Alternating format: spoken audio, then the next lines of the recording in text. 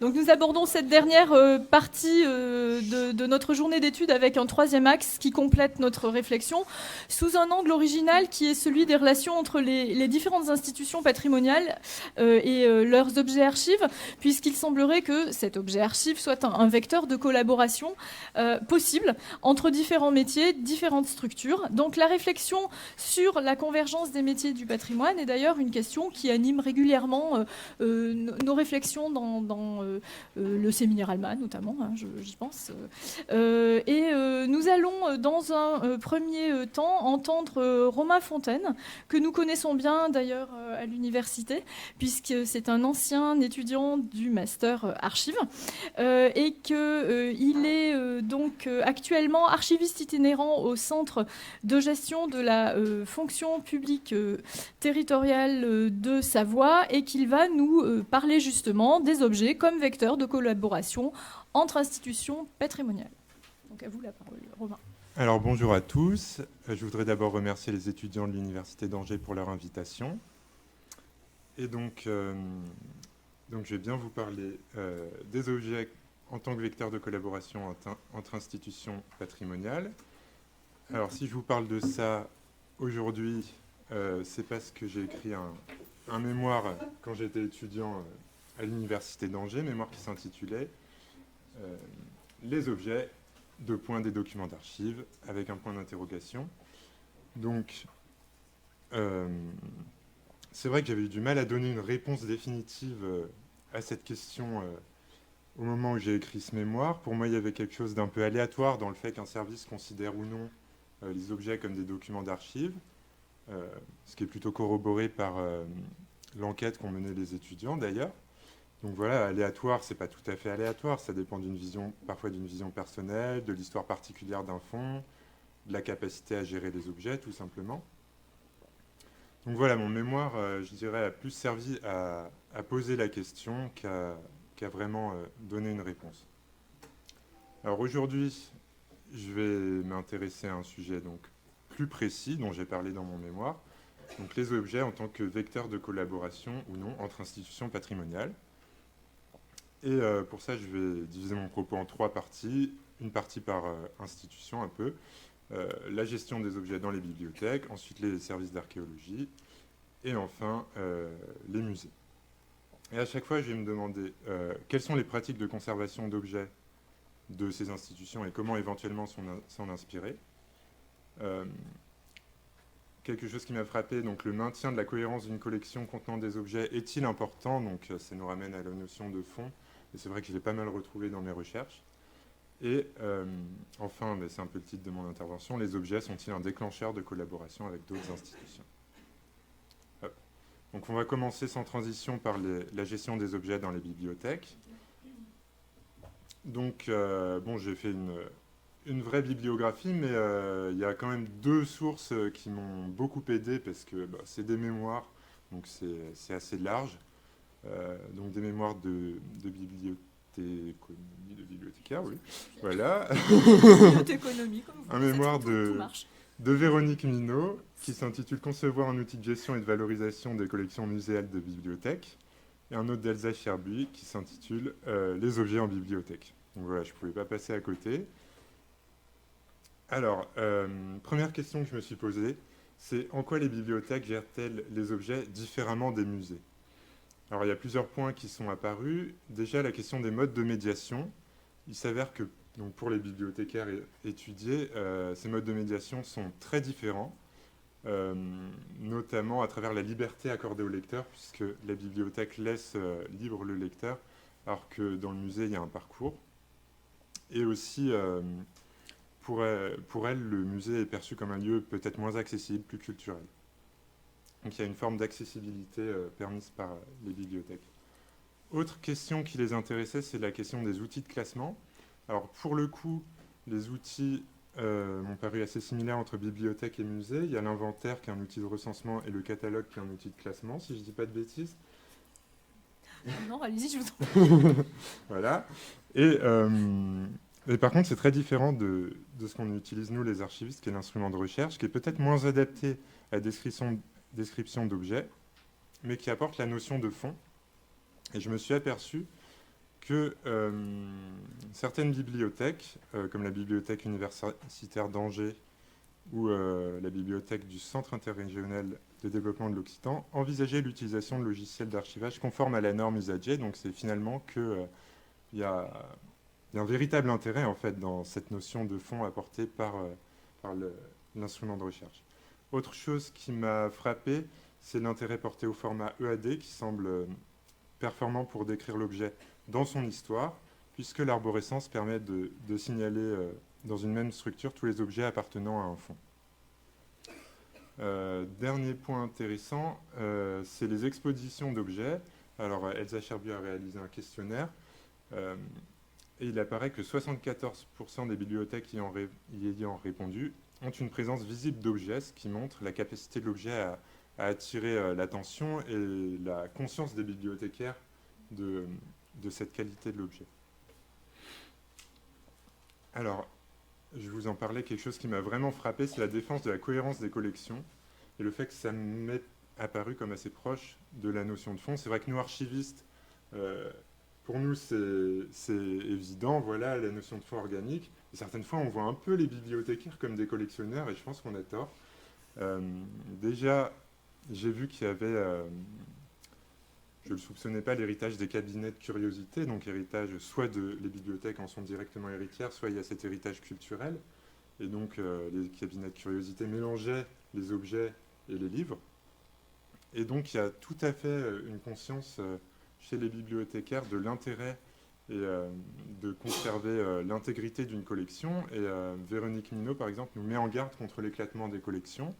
Alors, je vous lis la phrase l'un des dangers, sinon le principal, d'éclater les collections entre bibliothèques et musées et de leur faire perdre une partie de leur cohérence et toute possibilité d'appréhension un peu globale du fond dans son unité et sa diversité. Ce dommage peut aboutir à rendre incompréhensibles certaines pièces. Donc voilà, pour moi, les bibliothécaires sont vraiment face à un dilemme similaire aux archivistes quand elles rencontrent des objets dans leur collection, que le choix entre la bonne conservation et la valorisation par une institution spécialisée, donc on va plutôt penser au musée, ou le maintien de l'objet dans son contexte, c'est-à-dire dans la bibliothèque, dans la collection.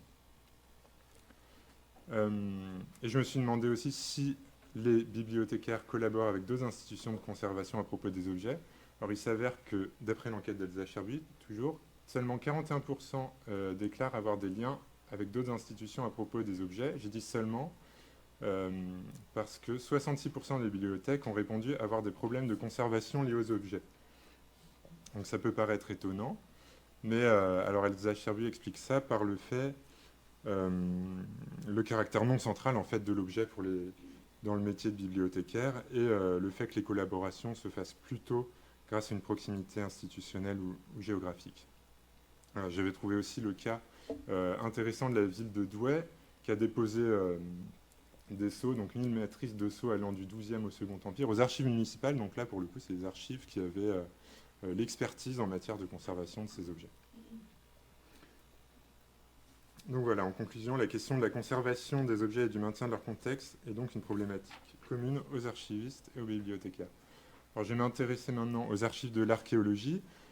Je n'ai pas voulu dans cette partie décrire le fonctionnement exact des versements aux services régionaux d'archéologie, voilà, ni l'archivage définitif. Je laisse ça aux interventions suivantes. Du coup, je me suis plutôt concentré sur ce qui m'a interpellé quand j'ai fait mes recherches, c'est-à-dire vous montrer la force du lien entre l'objet et le document d'archive, et aussi l'importance que peut avoir la conservation du contexte de production pour les archéologues. Alors, ce qui m'a frappé, c'est la relation particulière que les archéologues ont avec les documents d'archives, puisqu'ils sont une source archéologique, souvent à l'origine de la recherche, et qu'ils permettent une meilleure compréhension du contexte historique. Et en fait, j'ai remarqué que l'interdisciplinarité était très défendue par les archéologues. Alors je vous mets une citation. Donc les archives seules nous permettent d'aborder les questions du statut social de l'artisan, des hiérarchies internes, de l'organisation, de la distribution. Donc voilà, donc ça c'est...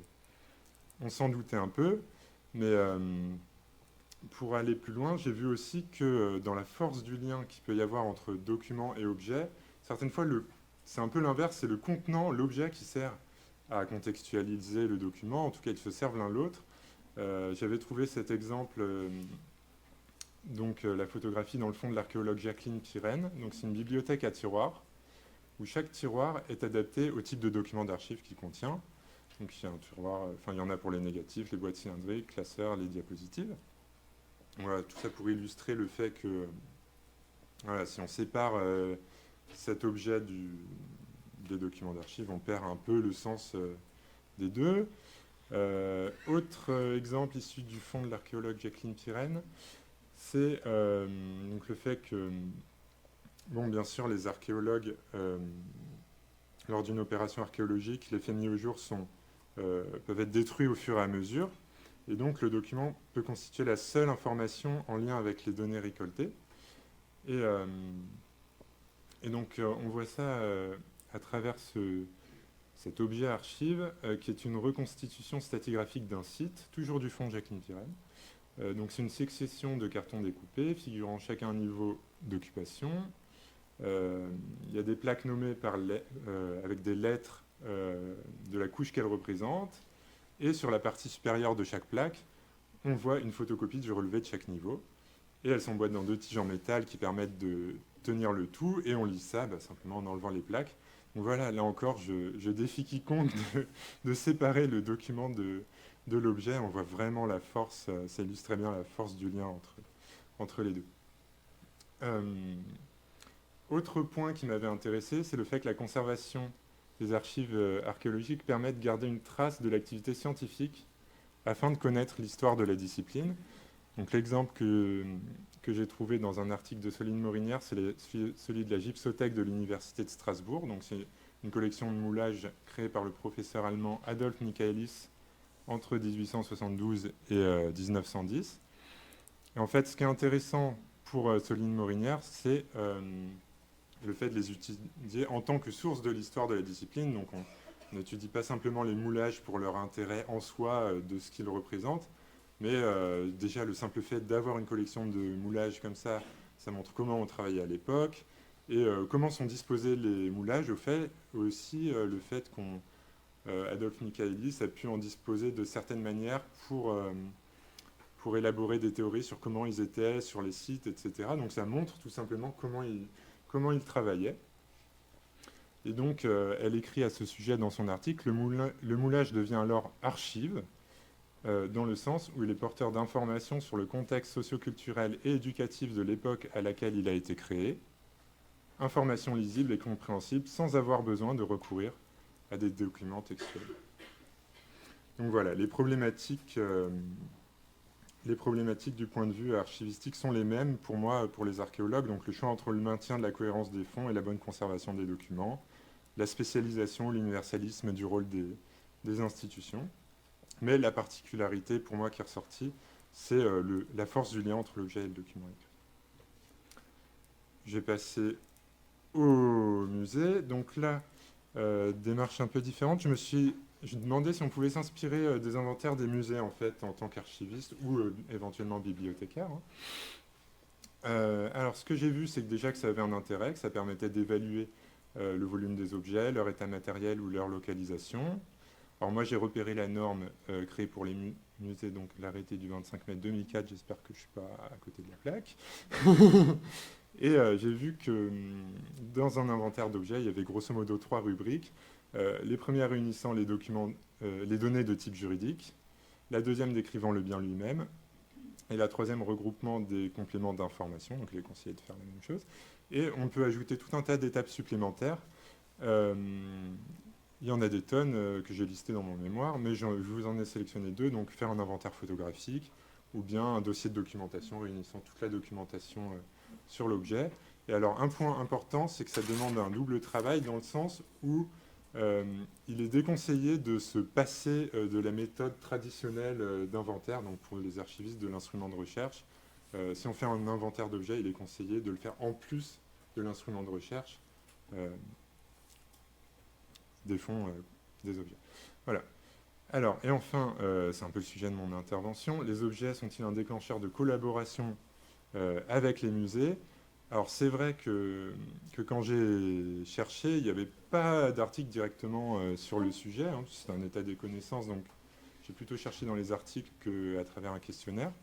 Et donc, bon, j'ai eu du mal et j'ai essayé d'aborder ça sous un angle un peu, sous l'angle que je pouvais en fait, qui était du coup celui de chercher le plus possible d'articles sur la collaboration entre institutions de conservation et de voir si les objets étaient évoqués. Alors, je suis tombé sur plein d'articles, je vous en ai mis deux. Un premier qui s'intitule Bibliothèque publique, archives et musées, tendance en matière de collaboration et de coopération. Alors, c'est un article qui est publié par l'International Federation of Library Association. Désolé pour l'accent. Donc, il montre qu'il y a une tendance naturelle des trois institutions à travailler ensemble, de par la proximité de leur mission et leur place dans l'administration. Il essaie aussi d'étudier le plus de partenariats possible pour montrer que la collaboration peut être bénéfique et aussi pour donner quelques conseils pour une collaboration réussie. C'est un article intéressant.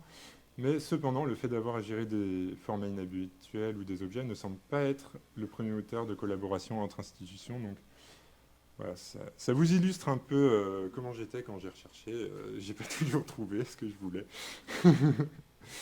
Voilà. Autre exemple, un cas où les archives et les musées sont amenés à collaborer à cause d'un rassemblement administratif. Bon, c'est le cas en Savoie où je travaille, mais ils n'ont pas écrit d'article sur la question. Par contre, en Seine-et-Marne, ils ont écrit un article, voilà, puisque la gestion administrative unit les archives et les musées départementaux depuis 1983, donc c'est un article d'Isabelle Rambaud, c'est la directrice de cette direction. Archives et musées en Seine-et-Marne, héritage et évolution, publié dans la Gazette des Archives. Alors il y a beaucoup de choses intéressantes qui ressortent de cet article. J'en ai sélectionné deux qui me frappaient. Le fait que l'expertise archive est bénéfique au musée en matière d'informatique, ça me paraît assez logique, mais voilà, je voulais le dire. Et aussi le fait que les expositions d'archives se font au musée, ça me paraît aussi assez logique. Voilà, bon, il y a plein d'autres choses. Mais par contre, encore une fois, la gestion des objets n'est pas l'objectif de cette réunion et elle n'est pas décrite dans cet article comme un moteur ou un effet positif même de cette union administrative. Donc là encore, chou blanc, je dirais, pour mes recherches. Voilà, donc pour conclure, je dirais que donc, les bibliothèques et les services d'archéologie sont confrontés au même questionnement que les archivistes au sujet des objets. Voilà ce qui est ressorti. Que les pratiques des musées peuvent inspirer les archivistes, et cependant que les objets ne sont pas le vecteur le plus important de collaboration entre les deux institutions, pour moi en tout cas, ce qui ressort de mon état des connaissances de 2018. Voilà.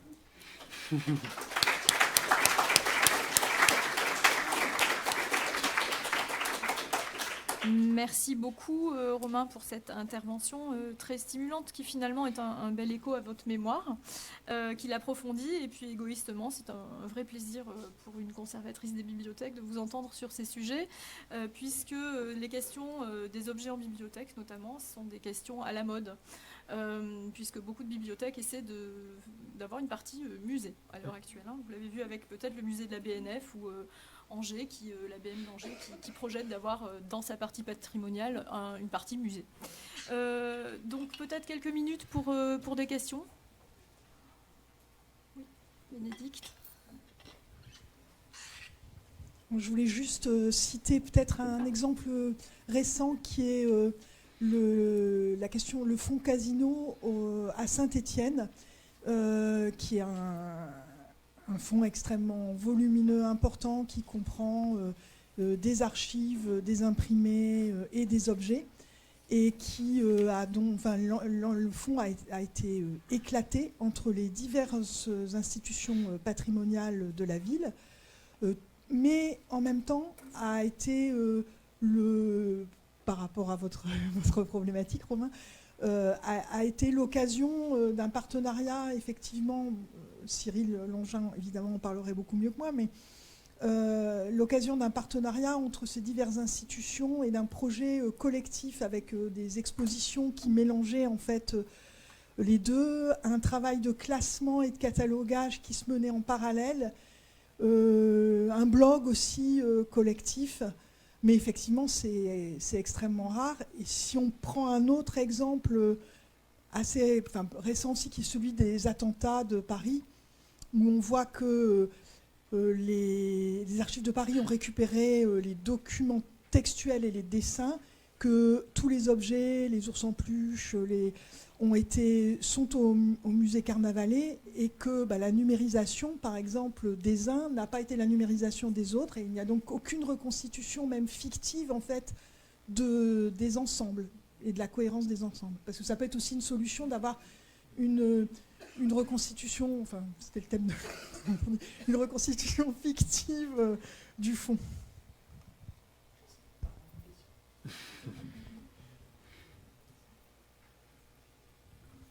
Monsieur. Ou Patrice, monsieur. Oui, il y avait une autre question, monsieur, là. Et puis Patrice, ensuite. Non, c'était... Pardon, j'avais vu votre bras. J'ai cru que c'était... Oui. D'abord, juste pour compléter ce que vient de dire Bénédicte, c'est sur cette question des attentats, la meurtre des attentats, je crois qu'il y a une campagne de témoignages oraux qui a été confiée à Denis Péchanski, et je pense que l'idée serait de profiter de cette campagne de témoignages oraux pour essayer de faire le rapprochement entre les deux institutions. Donc ça pourrait être quand même effectivement, c'est terrible, ces initiatives éclatées autour d'un événement donné. Sur le vecteur de collaboration entre institutions, ça c'est une question que je me pose en interne et que je développerai tout à l'heure, mais effectivement, autour de quoi fait-on collaborer les institutions ? C'est autour de la valorisation. Hein. C'est la valorisation, et cette valorisation, effectivement, elle ne repose pas nécessairement sur l'objet lui-même. Elle repose plutôt sur un événementiel. Enfin, c'est ce qu'au moins j'ai constaté en 2 ans de présence à la préfecture de police. Et c'est ce que j'ai aussi un peu vu à la RATP comme à la SNCF. C'est dans ces cadres-là qu'il était fait recours, mais là, au service d'archives de façon forte. Patrice ? Alors, une question. Dans votre pratique actuelle, en commune, est-ce que la question des objets est une question que vous rencontrez souvent ? Est-ce qu'il y a en quelques mots, des pratiques, des instructions, une doctrine ? Il n'y a pas de doctrine, ça c'est sûr. Moi je le vois en travaillant avec les archives départementales, il y a... Oui, bon, c'est une impression générale. Hein, oui. J'ai fait quand même pas mal de services différents pour un début de vie professionnelle. Et c'est vrai que l'archiviste, pour moi, ceux que j'ai rencontrés qui étaient confrontés aux objets, apporte souvent une réponse comme allant de soi. C'est un objet, donc ça doit aller au musée. C'est intéressant, donc on va le conserver. Mais oui, j'ai pas l'impression, justement, le problème... Enfin, oui, pour moi, il n'y a pas de doctrine. Oui. Une fausse évidence, alors. C'est ça, exactement. Peut-être une dernière question, si on veut respecter notre horaire. Alors moi, juste peut-être, si vous le permettez, la question de l'envie. En fait, quand on voit les collaborations, moi je le vois du côté des bibliothèques, toutes ces créations de musées à l'intérieur des sections patrimoniales des bibliothèques, moi, me pose la question de l'envie et du cloisonnement. C'est-à-dire, à partir de quel moment on souhaite devenir l'autre professionnellement ? Est-ce que vous avez une idée ? Parce que vous avez cité effectivement l'IFLA, qui dit qu'il y a une tendance naturelle à travailler ensemble, une collaboration bénéfique. Je trouve que c'est quelque chose qui est très bienveillant, peut-être un peu utopique, parce que sur le terrain, moi je ne sais pas forcément ce qu'on voit. On voit plutôt une envie peut-être de développer de nouveaux services au sein d'un service existant, avec des pratiques sans doute collaboratives, mais aussi pas mal de benchmarking, enfin, voilà, et un flou autour des identités. Donc, par exemple, les musées en bibliothèque, moi, me questionnent. Voilà. Mais Je ne sais pas. Bah, Comment vous voyez les choses Pour moi, sur l'identité si je dois professionnelle? critiquer mon mémoire, en fait, quelque chose qui n'est pas du tout ressorti de l'état des connaissances, mais c'est sûrement logique, hein, et que j'aperçois, moi, au quotidien, c'est qu'il y a quand même une rivalité. C'était un peu ma question. Voilà, il y a cette rivalité qui existe. Alors, elle ne ressort pas de l'état des connaissances, parce qu'on ne l'écrit peut-être pas dans un article, Bien sûr. mais elle est là, et je pense qu'elle explique beaucoup le manque de collaboration.